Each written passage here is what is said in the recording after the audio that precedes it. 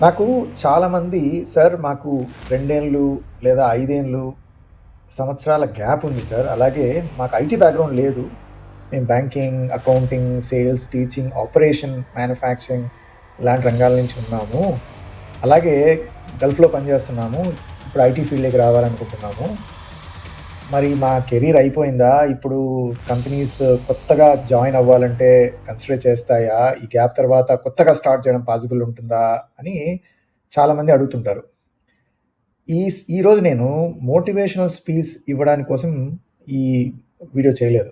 3 నెలల కోర్స్ ఏంటి, వెంటనే జాబ్ వస్తుందని కూడా చెప్పను. ఎందుకంటే మార్కెట్ రియాలిటీ అలా లేదు. కానీ ఒక్క విషయం మాత్రం ఖచ్చితంగా చెప్పగలుగుతాను. కెరీర్ గ్యాప్ ఉన్నా, నాన్ ఐటీ బ్యాక్‌గ్రౌండ్ ఉండి కమ్‌బ్యాక్ అవ్వాలన్నా, ఎలా మనము జాబ్ కొట్టాలి అనేది మాత్రం రియాలిటీతో విత్ ఎగ్జాంపుల్స్ ఒక 90 డేస్ రోడ్ మ్యాప్‌తో చెప్తాను. మీకు చాలామంది నా గురించి తెలిసే ఉంటుంది. ఒకవేళ ఫస్ట్ టైం నా వీడియో చూస్తుంటే, నా పేరు ఎంవీకే. నేను దుబాయ్‌లో సీనియర్ లీడర్‌షిప్ రోల్‌లో ఉన్నాను. గత 25 సంవత్సరాల నుంచి నేను దుబాయ్‌లో పనిచేయడం జరుగుతోంది. ముందుగా ఒక మిత్‌ని బ్రేక్ చేద్దాం. కంపెనీస్ గ్యాప్ చూసి రిజెక్ట్ చేయవు. కంపెనీస్‌కి ఒకటే కన్సర్న్ ఉంటుంది. ఈ వ్యక్తి ఈరోజు బిజినెస్‌కి వాల్యూ యాడ్ చేయగలడా? గ్యాప్ 2 ఏళ్లైనా, 5 ఇయర్స్ అయినా కంపెనీకి అత్యంత ముఖ్యం అయింది ఏందిరా అంటే, ఆ గ్యాప్ సమయంలో స్కిల్ అవుట్‌డేటెడ్ అయ్యాడా? లేదా మార్కెట్‌కి రిలవెంట్‌గా ఉన్నాడా? లెర్నింగ్ మైండ్‌సెట్ ఉందా? అనేది వాళ్ళు ఖచ్చితంగా చూస్తారు. ఒక ఎగ్జాంపుల్ తీసుకుందాం. రాజేష్ అనే వ్యక్తి అకౌంట్స్ బ్యాక్‌గ్రౌండ్ నుంచి వచ్చాడు. కొన్ని పర్సనల్ రీజన్ వల్ల దాదాపు 4 సంవత్సరాల గ్యాప్ వచ్చింది. మొదట అతనికి ఒక మిస్‌అండర్‌స్టాండింగ్ ఉండేది.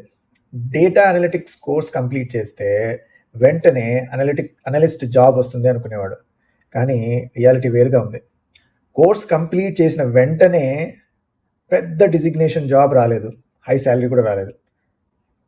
కానీ అతను ఒక తెలివైన పని చేశాడు. అకౌంట్స్ నాలెడ్జ్‌ని డేటా స్కిల్స్‌తో కంబైన్ చేశాడు. పవర్ బిఐ నేర్చుకున్నాడు. కొన్ని ఫైనాన్స్ డాష్‌బోర్డ్స్ బిల్డ్ చేశాడు. లింక్డ్ఇన్ ప్రొఫైల్ అప్డేట్ చేశాడు. తర్వాత అతనికి ఒక కంపెనీ ఒక ఫుల్ టైమ్ అనలిస్ట్‌గా కాకుండా ఒక బిజినెస్ పవర్ యూజర్ లాగా కాంట్రాక్ట్ బేసిస్‌లో తీసుకుంది. ఎందుకంటే డొమైన్ నాలెడ్జ్ ఇతనికి ముందే ఉంది.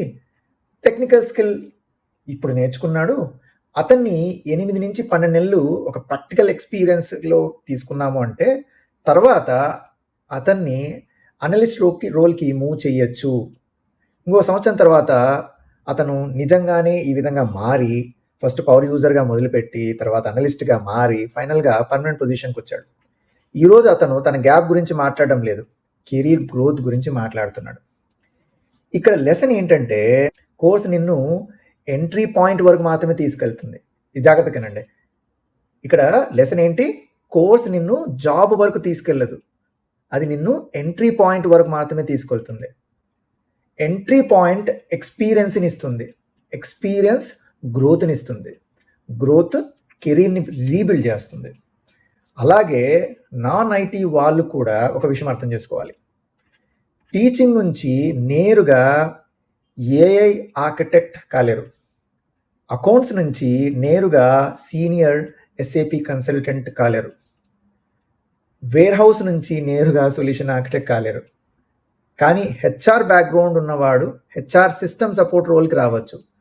ఫైనాన్స్ బ్యాక్‌గ్రౌండ్ ఉన్నవాళ్ళు ఎస్ఏపీ ఎఫ్ఐసిఓ పవర్ యూజర్‌గా స్టార్ట్ చేయొచ్చు. ఆపరేషన్స్ బ్యాక్‌గ్రౌండ్ ఉన్నవాళ్ళు బిజినెస్ అనలిస్ట్ సపోర్ట్ రోల్‌కి రావచ్చు. మ్యానుఫ్యాక్చరింగ్ ఎక్స్‌పీరియన్స్‌లో ఉన్నవాళ్ళు ఎస్ఏపీ ఎంఎం లేదా సప్లై చైన్ సపోర్ట్ రోల్‌లోకి వచ్చు. అంటే గత ఎక్స్‌పీరియన్స్‌ని పూర్తిగా వదిలేయడం కాదు, దాని మీద కొత్తగా స్కిల్ బిల్డ్ చేయడం అన్నమాట. ఇప్పుడు క్వెషన్ కమ్‌బ్యాక్ కోసం ఏం చేయాలి? అసలు కమ్‌బ్యాక్ కోసం మనం ఏంటి? ఇప్పుడు క్వెషన్ ఏంటి? మనం కమ్‌బ్యాక్ కోసం ఏం చేయాలి? మొదట మీరు ఒక డైరెక్షన్‌ని చూస్ చేయాలి. AI, cloud, cyber security, SAP, data analyst, testing అన్నీ ఒకేసారి నేర్చుకోవాలని ప్రయత్నించొద్దండి. మార్కెట్‌లో డిమాండ్ ఉన్న ఒక లేన్ ఎంచుకొని దాని మీద ఫోకస్ చేయండి. ఫోకస్ లేకపోతే ప్రోగ్రెస్ ఉండదు. నేను మీకు ఆల్రెడీ వీటి మీద ఒక డీటెయిల్డ్ వీడియోస్, మల్టిపుల్ వీడియోస్ చేశాను. మీరు ఒక్కొక్క ఏరియా చెక్ చేసి మీరు ఏది సూటబుల్ అవుతారో చూడండి. నా ప్లేలిస్ట్లో ఉంటుంది నా ఛానల్లో, మీరు ఫోకస్డ్గా చూడండి దాని మీద. రెండోది, కనీసం 90 రోజుల లర్నింగ్ ప్లాన్ పెట్టుకోండి.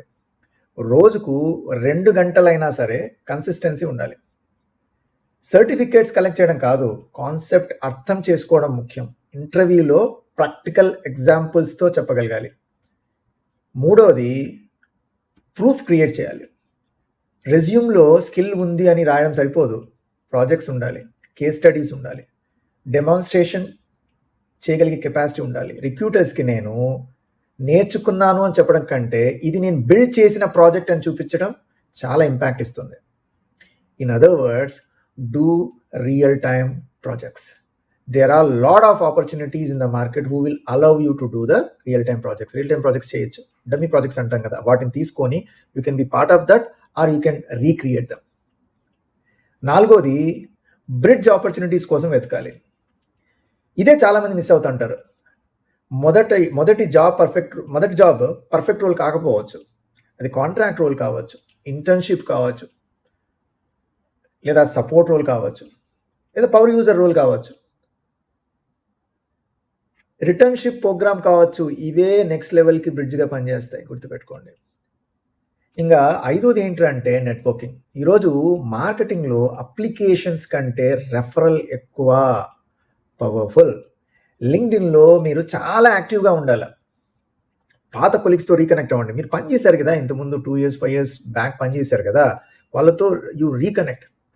ఇండస్ట్రీ గ్రూప్స్లో పార్టిసిపేట్ చేయండి. చాలా ఆపర్చునిటీస్ జాబ్ పోర్టల్స్లో కనిపించవు, నెట్వర్క్ ద్వారా మాత్రమే వస్తాయి. నేను చూశాను, నేను కూడా ఇనిషియల్గా అలాగే జాబ్స్ తెచ్చుకున్నాను. బై ద వే, నా లైఫ్ మొత్తం నేను నెట్వర్క్ ద్వారానే జాబ్ తెచ్చుకున్నాను.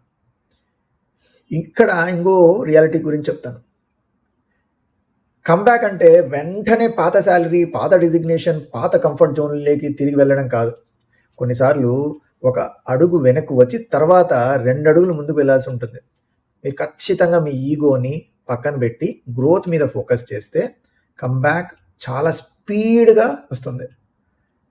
చివరిగా ఒక విషయం గుర్తుపెట్టుకోండి, 2 సంవత్సరాల గ్యాప్ అయినా 5 సంవత్సరాల గ్యాప్ అయినా సరే, నాన్ ఐటీ బ్యాక్గ్రౌండ్ నుంచి వస్తున్నా అయినా సరే, ఏజ్ 35-45 అయినా ప్రాబ్లం గ్యాప్ కాదు. ఇక్కడ ప్రాబ్లం డైరెక్షన్ లేకపోవడం, ప్రాబ్లం లెర్నింగ్ ఆపేయడం, ప్రాబ్లం మార్కెట్ రియాలిటీని యాక్సెప్ట్ చేయకపోవడం. నేను ఒక ప్రామిస్ అయితే ఖచ్చితంగా చేయగలను. 3 నెలలు కోర్స్ చేస్తే వెంటనే హై పేయింగ్ ఐటీ జాబ్ వస్తుందని చెప్పను, కానీ సరైన స్కిల్ నేర్చుకొని ప్రాక్టికల్ ప్రూఫ్ బిల్డ్ చేసి ఒక బ్రిడ్జ్ రోల్లో అడుగు పెట్టి 1 లేదా 2 సంవత్సరాలు కన్సిస్టెంట్గా వర్క్ చేస్తే కెరీర్ కమ్బ్యాక్ ఖచ్చితంగా పాసిబుల్. కెరీర్ గ్యాప్ అనేది ఫుల్ స్టాప్ కాదు, అది ఒక కామా మాత్రమే. ఆ కామా తర్వాత వచ్చే చాప్టర్ ఎలా ఉండాలో నిర్ణయించేది మీరే. సరే, కామెంట్ సెక్షన్లో మీకు ఎన్ని ఇయర్స్ గ్యాప్ ఉందో రాయండి. 2 ఏళ్ళు ఉందా, 3 ఏళ్ళు ఉందా, 5 ఏళ్ళు ఉందా, లేదా నాన్ ఐటీ నుంచి ఐటీకి రావాలనుకుంటున్నారా? సో మీరు అడిగిన దాని ప్రకారం నేను రెస్పాన్స్ ఇచ్చి అలాగే ఒక డీటెయిల్ వీడియో కూడా చేస్తాను. ఈ వీడియో మీకు యూస్ఫుల్ అనిపిస్తే సబ్స్క్రైబ్ చేయండి, బెల్ ఐకాన్ క్లిక్ చేయండి. ఇంకా చాలా ఇంట్రెస్టింగ్ వీడియోస్ కోసం వెయిట్ చూడండి. Bye for now, bye.